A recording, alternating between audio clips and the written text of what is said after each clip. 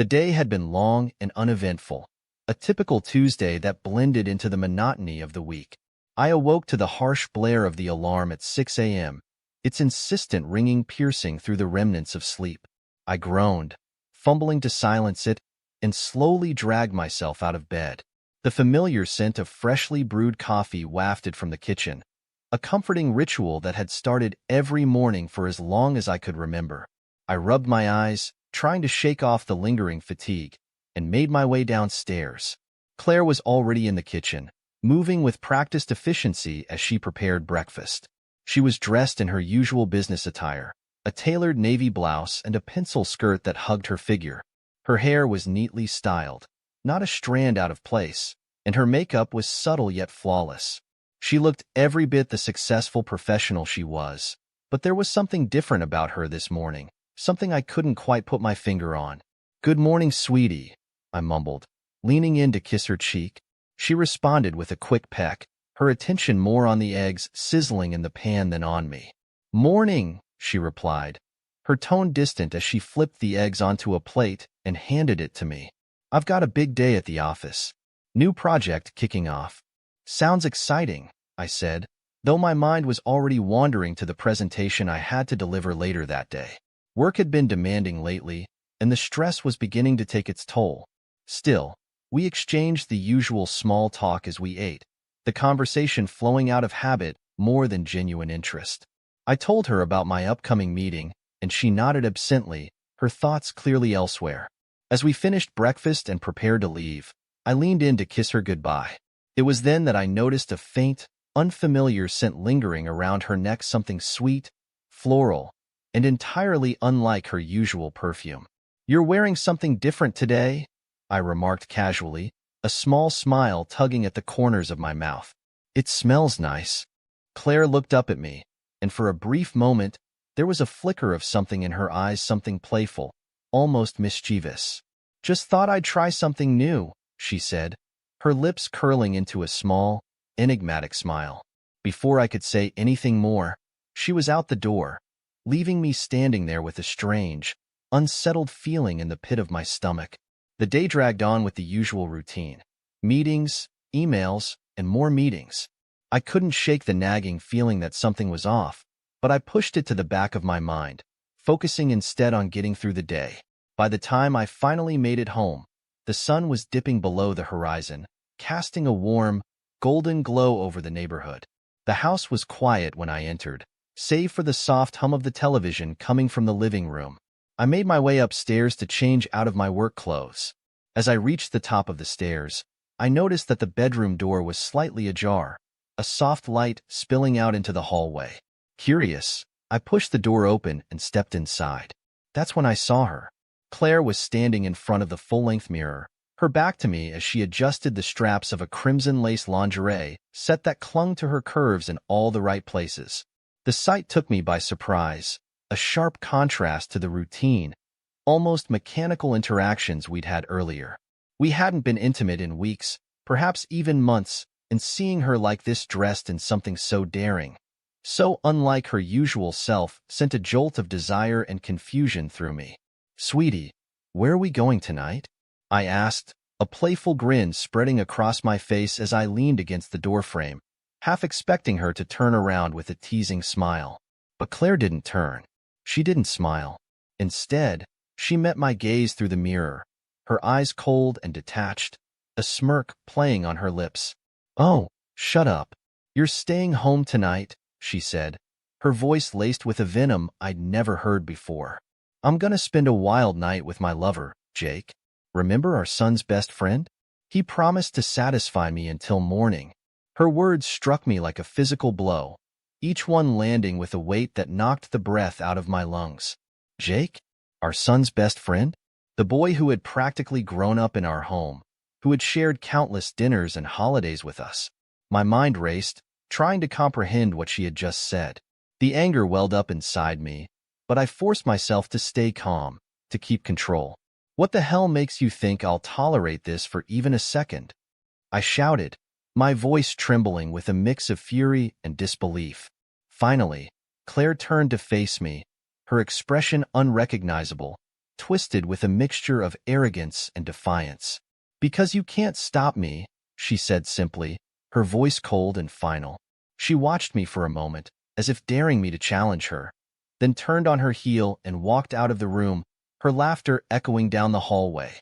I stood there, frozen, my mind reeling. This wasn't the woman I had married. This wasn't the life we had built together. Something inside me snapped, a dark resolve hardening in my chest. I wouldn't let her get away with this. Not without consequences. I paced the living room, my mind consumed by a whirlwind of rage and betrayal that refused to settle. Claire and I had been married for over 20 years, 2 decades of shared dreams, laughter, and love.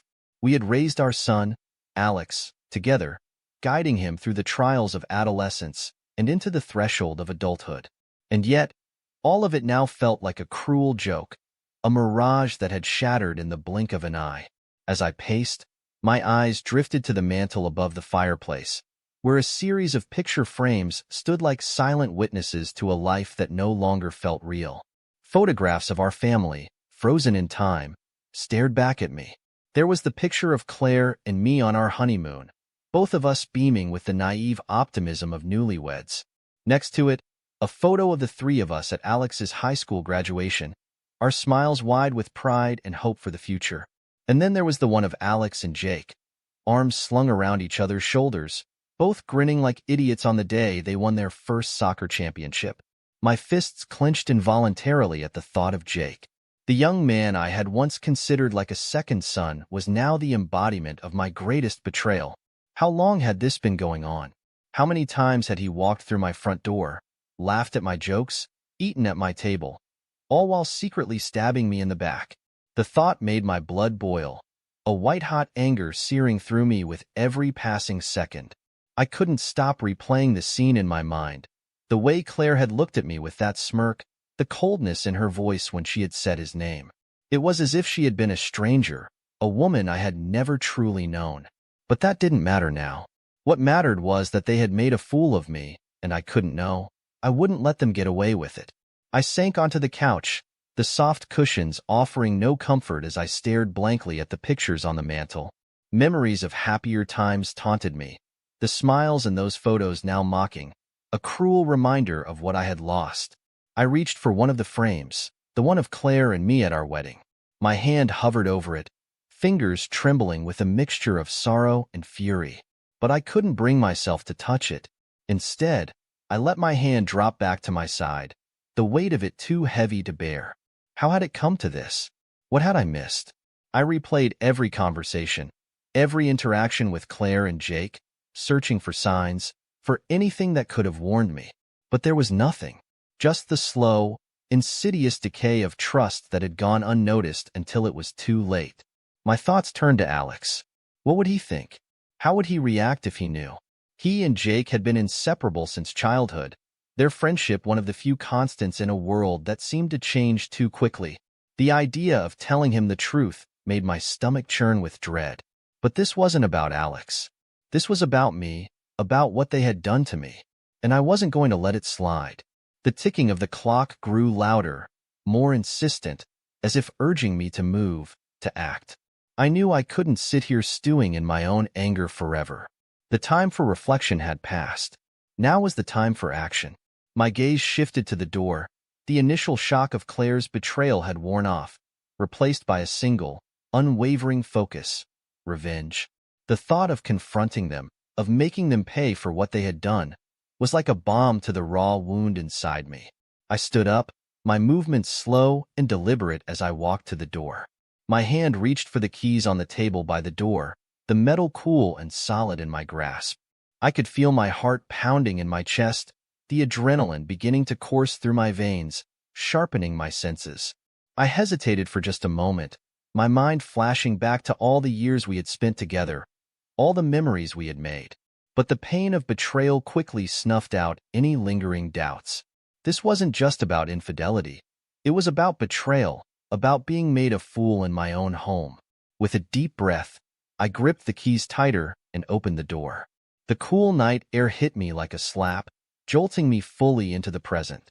I stepped outside, the quiet of the neighborhood stark in contrast to the storm raging inside me.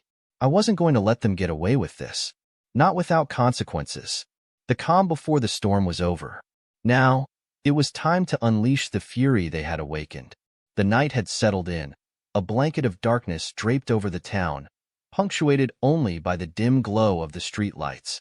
They cast long, eerie shadows as I trailed Claire's car, keeping a safe distance between us. My heart pounded in my chest. Every turn she made, every slight change in speed, I mirrored with precision. She was headed towards the outskirts of town, to the place where Jake lived, a small, secluded house nestled away from prying eyes. Perfect, I thought, a cold satisfaction creeping into my mind.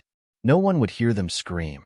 As we approached Jake's neighborhood, I eased off the gas, letting her car pull ahead just enough so that my presence wouldn't be detected. The streets were deserted, the silence broken only by the distant hum of a passing car or the occasional bark of a dog. I watched as Claire's car finally turned into Jake's driveway, her taillights briefly illuminating the driveway before they winked out, plunging the area into darkness once more. I parked a few houses down, the engine barely a whisper as I killed the lights and sat there, cloaked in the shadows. I could see her through the windshield as she stepped out of the car, glancing around with a nervous energy that made my heart race even faster. She was jittery, like she knew what she was doing was wrong, but the thrill of it, the thrill of the forbidden, pushed her forward. She hurried up to the front door, looking over her shoulder one last time before slipping inside. The door clicked shut, and the house swallowed her whole. For a moment, I stayed where I was. I had time. There was no rush. I needed to be methodical, to let the rage simmer just beneath the surface without letting it boil over. This wasn't a crime of passion. This was going to be justice. After what felt like an eternity, but was likely just a few minutes, I slipped out of the car, moving with the quiet precision of a predator stalking its prey. The night was still, the only sounds the occasional rustle of leaves stirred by a gentle breeze. I stuck to the shadows, my steps deliberate and soundless on the pavement as I approached Jake's house. I circled around the side, staying close to the wall where the darkness was deepest. The house was small, single-story, with a few windows lining the sides. Each was a potential vantage point, but I needed to choose carefully. My breath was shallow, controlled, as I edged closer to one of the side windows. I peered inside, careful to stay hidden in the shadows. There they were, Jake and Claire, wrapped in each other's arms, their bodies entwined in a sickening display of betrayal. The sight of them together, so close, so intimate, made my blood boil. My vision blurred with the intensity of my anger, but I forced myself to remain calm, to stay focused. This wasn't the time for rage. This was the time for careful, calculated action. I watched them for a moment longer, the way they moved together, oblivious to the world around them. It disgusted me, but it also fueled the fire inside me. This was the moment I had been waiting for, the moment when I would make them pay for what they had done. I crouched down, moving silently along the wall to the back of the house where the shadows were thickest. The night was my ally, cloaking me in its darkness as I reached for the small bag I had brought with me. Inside were the tools of my revenge, tools I had carefully selected, each one chosen for the role it would play in the night's events. I paused, taking a deep breath to steady myself. My mind briefly wandered to the idea of calling the police, of exposing them as the cheaters they were. But that wouldn't be enough. That would be too easy, too clean. They needed to suffer, to feel the pain they had inflicted on me, to understand the depth of their betrayal. From the bag, I pulled out a pair of gloves and slipped them on, the leather snug against my skin.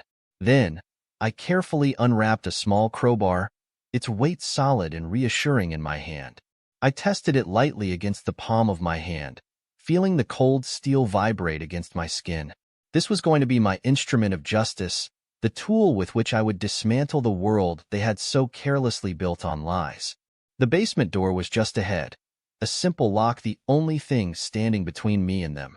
I knelt by the door, the crowbar poised in my hand, ready to slip it between the door and the frame. But before I made my move, I hesitated. I needed to be sure. I needed to hear them, to confirm that they were alone, that they were comfortable, that they thought they were safe. I crept to another window, this one slightly ajar, allowing a sliver of sound to escape. Their voices drifted out, low and murmur-like, punctuated by occasional laughter. Claire's laugh was soft, tinged with a breathy excitement that made my stomach turn. Jake's voice was deep, confident, the voice of a man who believed he was in control. But tonight, he wasn't. Tonight, they were in my world. My grip tightened on the crowbar. It was time. I moved back to the door, slid the crowbar into place, and with a quick, practiced motion, popped the lock. The door creaked open, and I slipped inside, swallowed by the darkness of the house. The stalker's path had begun. I moved silently, my footsteps muffled by the thick carpet underfoot.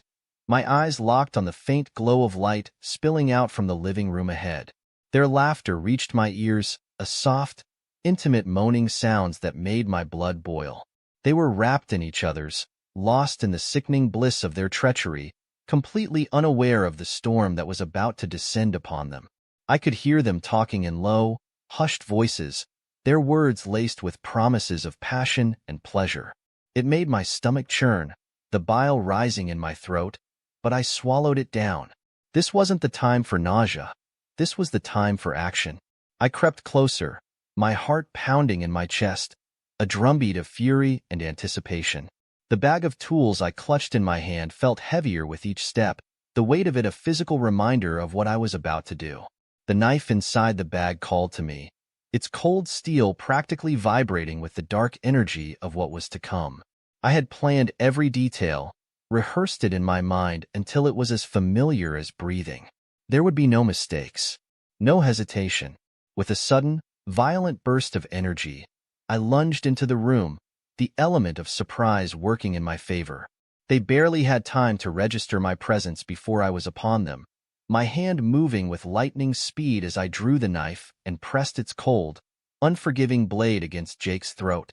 "Did you really think you could do this and get away with it?" I hissed, my voice low and menacing, laced with the venom of a man who had been pushed too far. Claire's scream shattered the silence, piercing the air like a blade through flesh. She scrambled off the couch, her eyes wide with terror, her hands trembling as she backed away. "What are you doing? Are you insane?" she cried, her voice high-pitched and frantic, but her words only fueled the fire burning inside me. Jake's eyes darted around, panic and disbelief etched into his face as he tried to struggle against my grip. But I tightened my hold, pressing the blade deeper into his flesh until I saw a thin line of blood appear, a crimson warning of what was to come. "You betrayed me, both of you," I snarled, my voice trembling with barely suppressed fury. "And now, you're going to pay." The room seemed to close in around us, the walls pulsing with the echoes of their fear. I could see the realization dawning on their faces, the understanding that this wasn't just a moment of madness, this was a reckoning.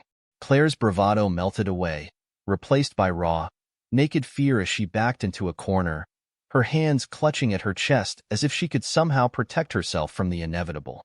"Please," she whimpered, her voice cracking under the weight of her terror. "We didn't mean for this to happen. It just for fun." I laughed, a bitter, hollow sound that seemed to fill the room, suffocating the last remnants of hope they might have clung to.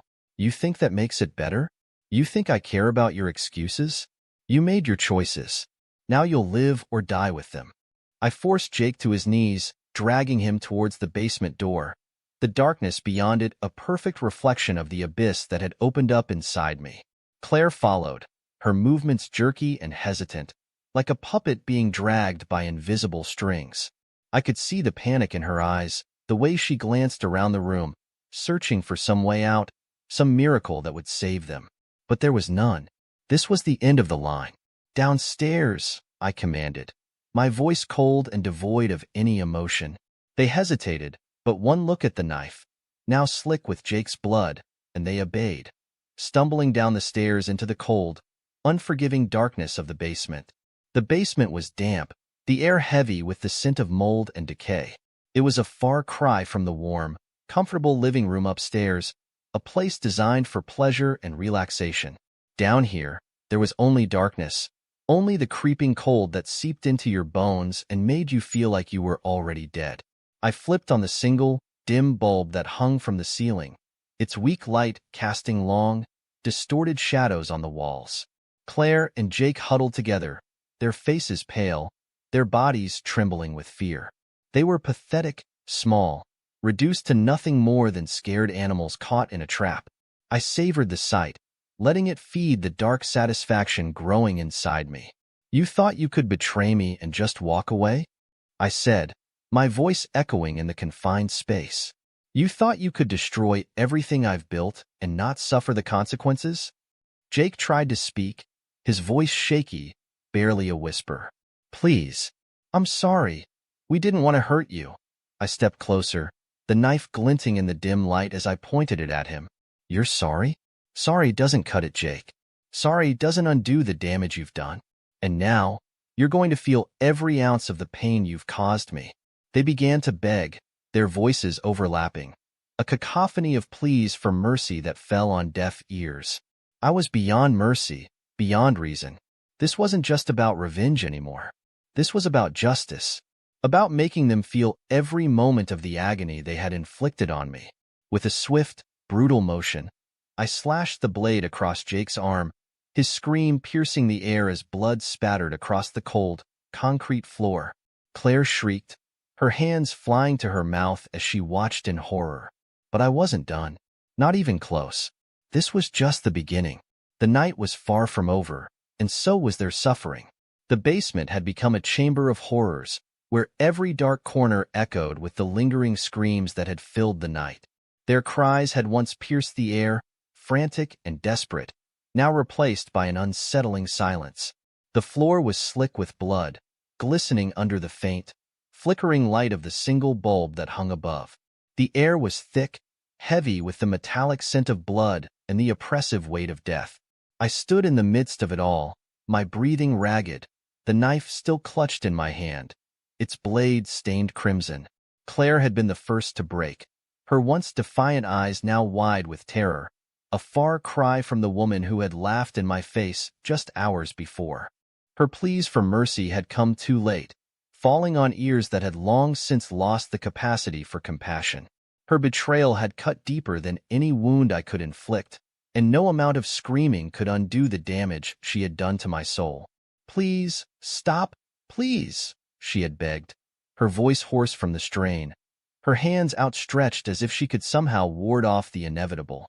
But I had only looked at her with cold, unfeeling eyes, the knife in my hand steady as I delivered the final, brutal cuts.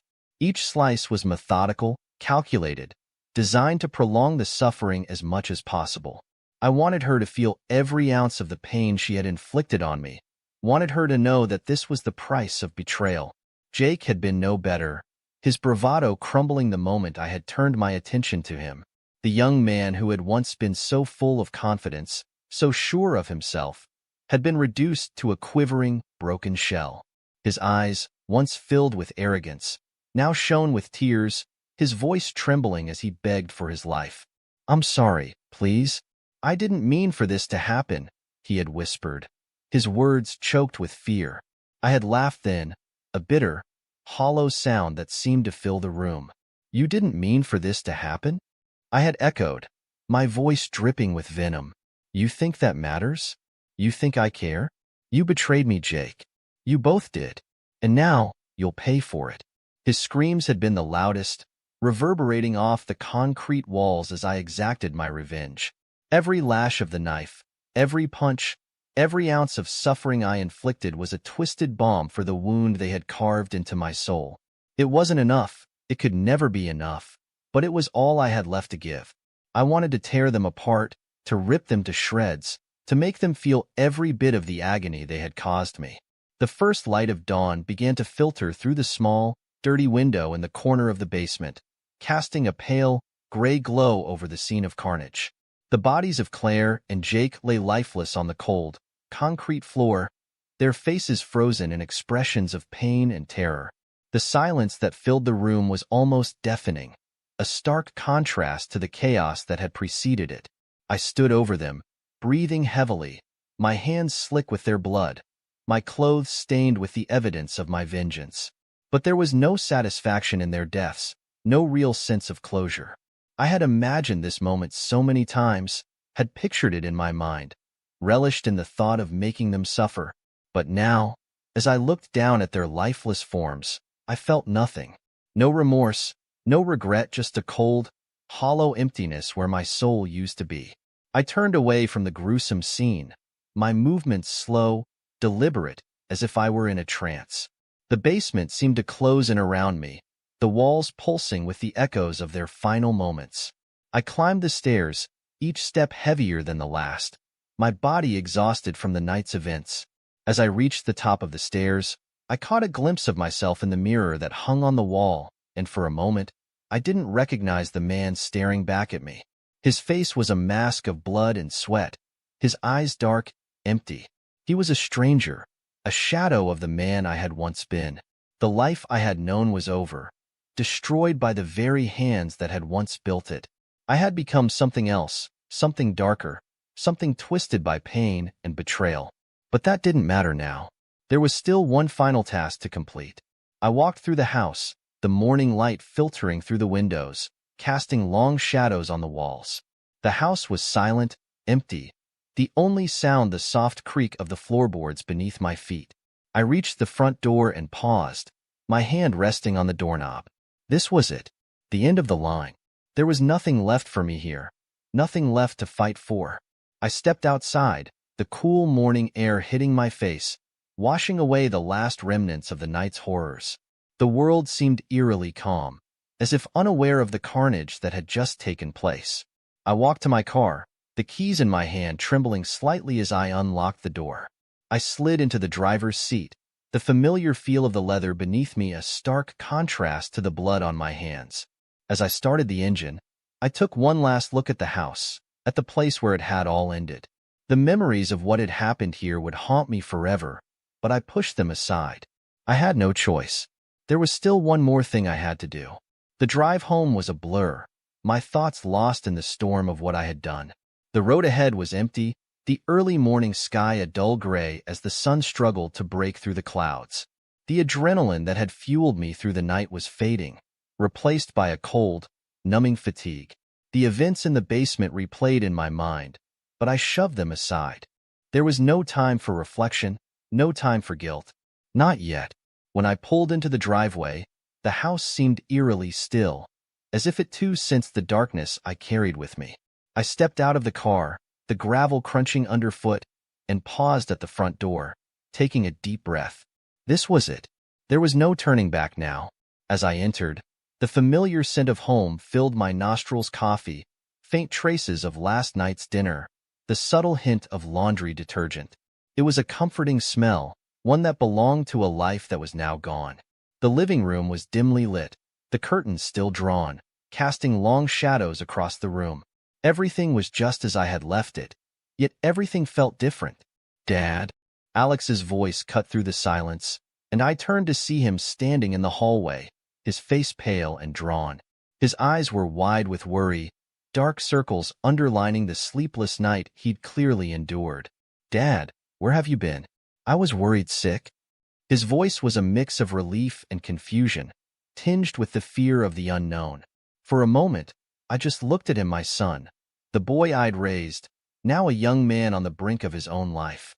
The boy who had always trusted me, always looked to me for guidance. The weight of what I had to tell him was almost too much to bear, but he deserved the truth. He needed to know what had been done and why. "There's something I need to tell you, son," I said quietly, my voice betraying the exhaustion I felt. I gestured towards the living room, and he followed me in, his brow furrowed in concern. We sat down on the couch, the same couch where we'd shared so many conversations, so many memories. But this time was different. This time, there was no comfort to be found in familiarity. I took a deep breath, trying to steady myself for what was to come. "Alex, your mother, Claire, she's been having an affair with Jake." The words felt like stones in my mouth, heavy and hard to expel. I watched as the realization hit him, his face going through a series of emotions: shock, disbelief, and then a cold, hard anger that settled in his eyes. "What?" he breathed, his voice barely above a whisper. "Jake? My best friend?" I nodded, the weight of it all pressing down on me. I confronted them last night. I followed them to his house.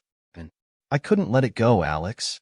I couldn't just stand by and let them destroy everything. So, I took matters into my own hands. The room fell into a heavy silence, the kind that suffocates, where every second stretches into an eternity. I could see the gears turning in Alex's mind, the struggle to comprehend, to reconcile the father he knew with the man sitting before him. I braced myself for his response, for the horror, the revulsion that would surely follow. But when he finally spoke, his voice was calm, steady. "They deserved it," he said simply, his tone devoid of emotion. "They betrayed us both."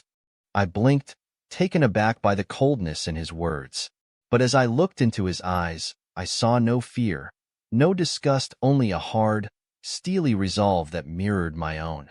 This wasn't the boy I had raised, the boy who had once been full of life and innocence. This was a man, shaped by betrayal, hardened by the same fire that had consumed me. We sat in silence for a moment, the weight of our shared understanding settling between us. There was no need for more words. We both knew what had to be done. "Come on," I said finally, standing up and extending a hand to him. "We need to take care of this." He nodded, rising to his feet without hesitation. Together, we moved through the house with a grim determination, gathering the necessary tools and supplies. The task ahead was grim, but it had to be done. There was no room for doubt, no space for regret. In the garage, we retrieved the plastic sheeting, the cleaning supplies, and the heavy-duty garbage bags. The sun was just beginning to rise as we loaded the supplies into the trunk of the car, its pale light casting long shadows across the driveway. There was a chill in the air, a reminder that the world was still turning, that life was still moving forward even as ours stood on the brink of darkness. We drove in silence, the road ahead a blur as we made our way back to Jake's house. There was no need for conversation, no need to articulate the thoughts that ran through our minds. We were united in purpose, father and son, bound by blood and betrayal. When we arrived, the house stood silent, a testament to the night's events. We moved quickly, efficiently, our actions synchronized as we went about the grim task of erasing any trace of what had happened. The basement was a mess, the blood-stained concrete floor a stark reminder of the violence that had occurred. But we worked without hesitation, scrubbing, cleaning, disposing of the evidence with a precision born of necessity. The bodies were wrapped in plastic, the weight of them heavy as we carried them to the car. There was no emotion, no hesitation, just the cold, methodical process of tying up loose ends. By the time we were done, the sun had fully risen, casting a warm, golden light over the world outside. But inside, we were still shrouded in darkness. We stood side by side in the driveway, the last remnants of the night's work disappearing in the rearview mirror as we drove away. The road ahead was long, but we were united in our silence, our resolve. The man I had once been was gone, replaced by something darker, something colder. But as I glanced at Alex beside me, I knew that he understood. We were both changed, both marked by what had been done. And as the sun climbed higher in the sky, I realized that we were no longer just father and son. We were something more now, something forged in the fire of betrayal and revenge. And in that moment, I knew that there was no going back.